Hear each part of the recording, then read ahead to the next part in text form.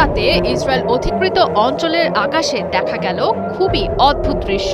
একটি বড় জ্বলন্ত অগ্নিগোলক, তার চারপাশে ছোট ছোট অসংখ্য আগুনের বল আকাশ থেকে নামছে ইসরায়েলের ভূখণ্ডের ওপর। এ দৃশ্য গোটা পৃথিবীতে চাঞ্চল্যের তৈরি করেছে। এরপরই জানা গেছে ইরান এমন এক মিসাইল ব্যবহার করেছে যার ক্ষমতা যেমন অবিশ্বাস্য তেমন মারাত্মক। ইরানের এই মিসাইলে ব্যবহৃত হয়েছে ক্লাস্টার মিউনেশন প্রযুক্তি। ইরান আগেই জানিয়েছিল তারা এমন কিছু ব্যবহার করবে যা আগে কখনো দেখা যায়নি। তার প্রথম ঝলকই বোধহয় দেখা গেল সোমবার রাতে। এ ধরনের মিসাইল ঠেকানোর সক্ষমতা প্রচলিত এয়ার ডিফেন্স সিস্টেমের খুবই কম। ইসরায়েলও পারেনি ঠেকাতে।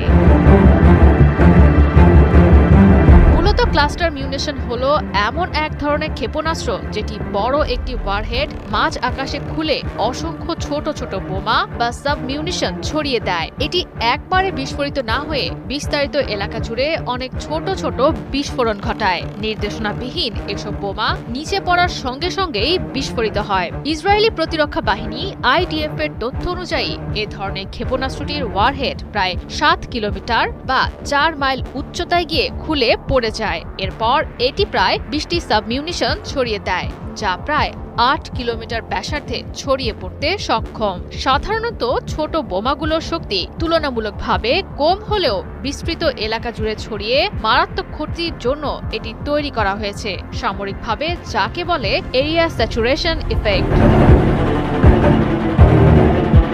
সোমবারের আঘাতকে কেন্দ্র করে অনলাইনে ছড়িয়ে পড়া একটি ভিডিও ফুটেজে মধ্য ইসরায়েলের আকাশে দেখা মেলে ক্লাস্টার মিউনিশন ক্ষেপণাস্ত্রের। ইসরায়েলি গণমাধ্যমে প্রকাশিত তথ্য অনুযায়ী ক্ষেপণাস্ত্রটি হামলায় ধসে পড়েছে অন্তত 4টি অ্যাপার্টমেন্ট ভবন। ধারণা করা হচ্ছে আশেপাশের একটি আশ্রয় কেন্দ্র ভেদ করে ক্ষেপণাস্ত্রটি ঢুকে পড়েছে। IDF এর অভিযোগ, বেসামরিক এলাকায় সর্বোচ্চ ক্ষতি সাধনের জন্য ঘন বসতিপূর্ণ এলাকায় ক্লাস্টার মিউনিশনটি নিক্ষেপ করেছে ইসরায়েল। একে যুদ্ধাপরাধ বলে উল্লেখ করেছে ইসরায়েল। হেব্রনের আকাশে দেখা মেলা ক্ষেপণাস্ত্রের আঘাতে শিশুসহ 5 থেকে 6 জন আহতের খবর জানা গেছে।